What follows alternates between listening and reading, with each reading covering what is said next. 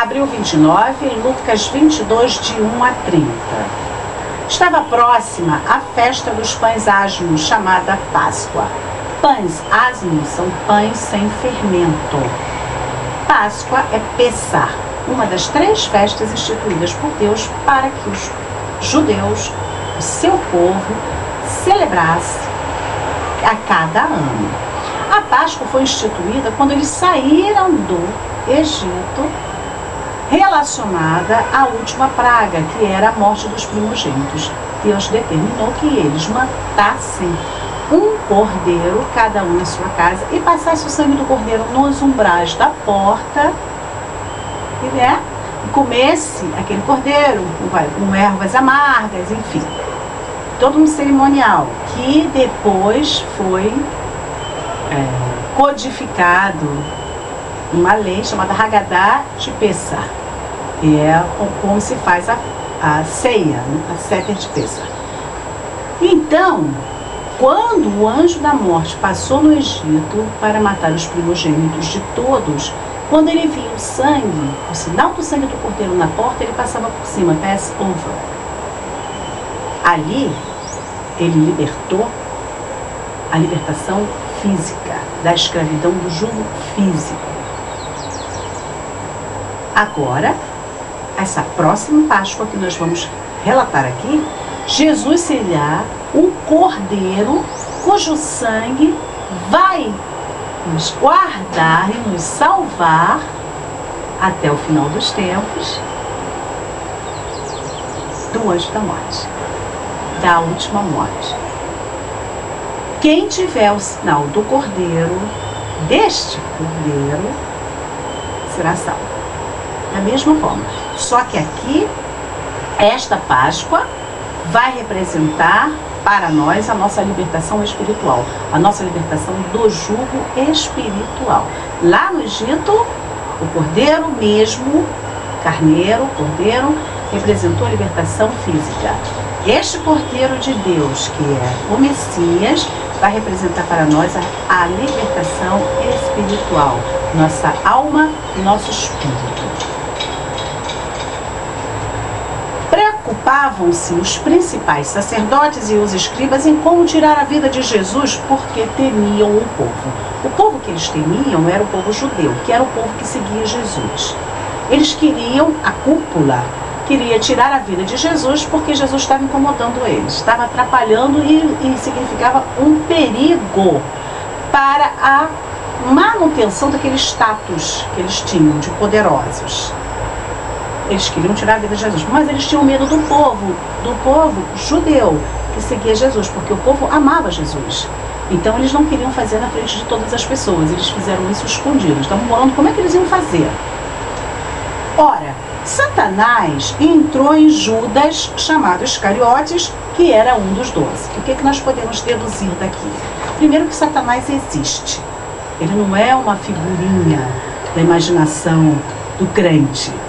Esse negócio de Satanás é maluquice.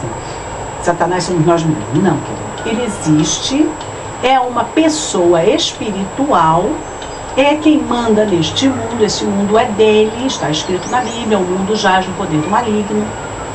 Ele é o Deus deste mundo. E ele entra nas pessoas. Entra e faz as pessoas fazerem coisas loucas. Quando você vê um pai que mata um filho, um neto que mata uma neta, ou um filho que mata uma mãe, ou uma mãe, um pai que estrangula uma criancinha de 5 anos, joga pela janela, pode ter certeza que Satanás está aí. Ele é a terceira pessoa. Ele está aí nessa história, entendeu? Só que ele não é detectado pela perícia policial. Ele é detectado pela perícia espiritual. Tem que ser chamado para detectar esta prova contundente. Ele entrou em Judas, o que significa que ele pode entrar num povo, numa pessoa que seja de Deus, porque Judas era um dos 12 que estava o tempo todo com Jesus, escolhido, Jesus escolheu. Então ele pode entrar numa pessoa de Deus, hein? Se a pessoa não estiver vigiando, tomando conta direitinho, por isso que Jesus falou, vigiai e orai, para que não entreis em tentação.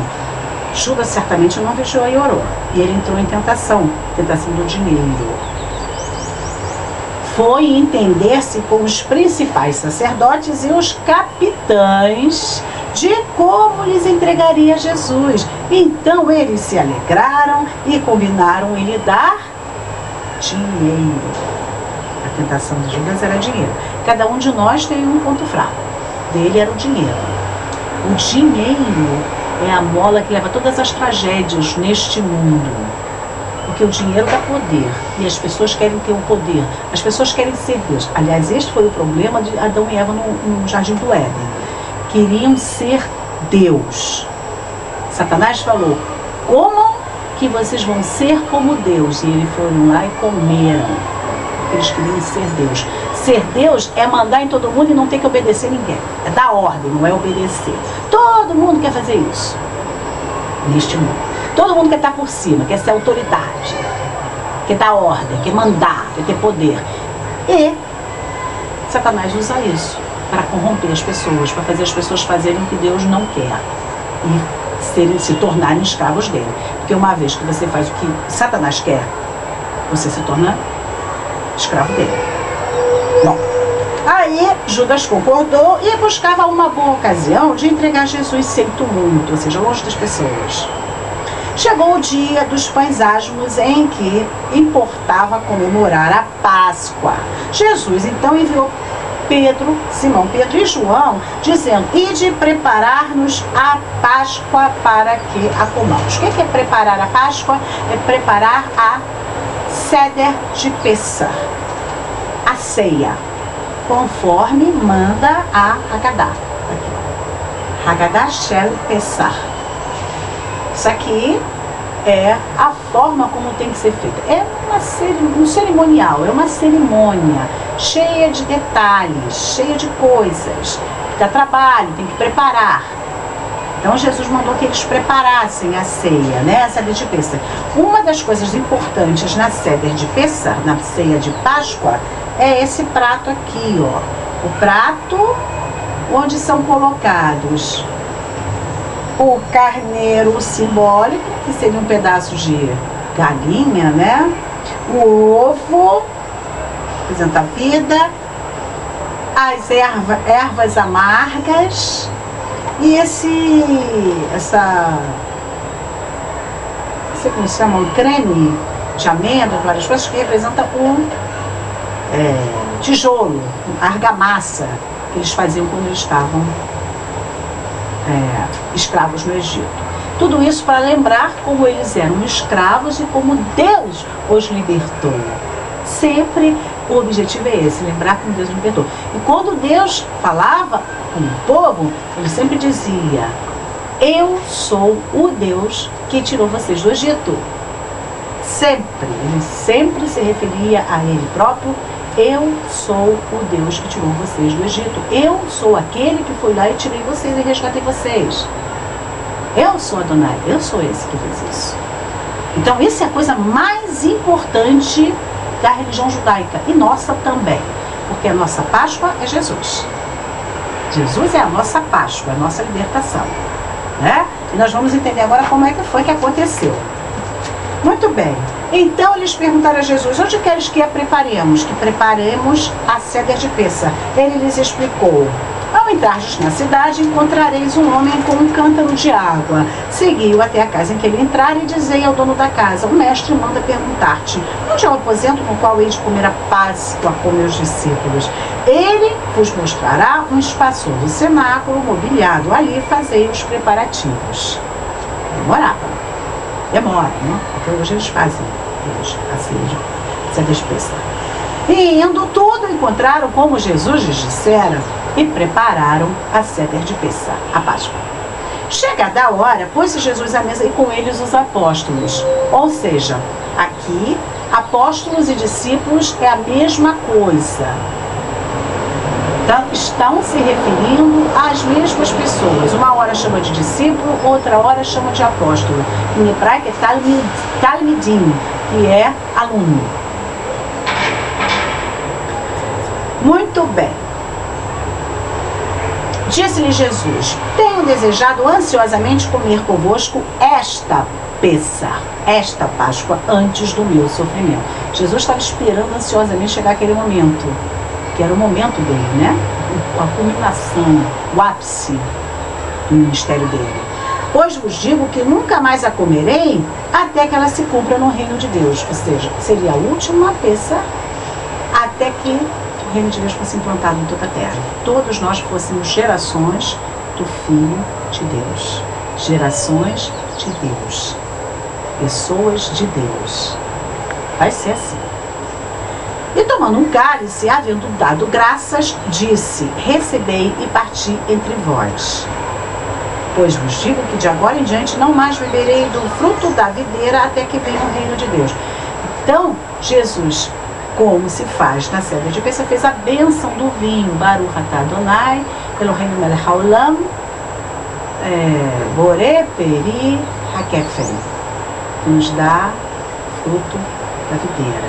E aí ele falou: pois vos digo que de agora em diante não mais beberei do fruto da videira até que venha o reino de Deus. Depois, tomando um pão asmo, que é aquele pão sem fermento, e nós temos que entender que quando nós celebramos a ceia, não podemos ter pão com fermento, porque o fermento simboliza coisas ruins, especialmente na Páscoa. A festa é uma festa dos pães sem fermento. Portanto, nós temos que usar a matzá, aquele pão que não tem fermento. E tomando um pão, tendo dado graças, o partiu e lhes deu, dizendo: isto é o meu corpo oferecido por vós, fazei isto em memória de mim. Por quê? Porque ele seria sacrificado como o cordeiro.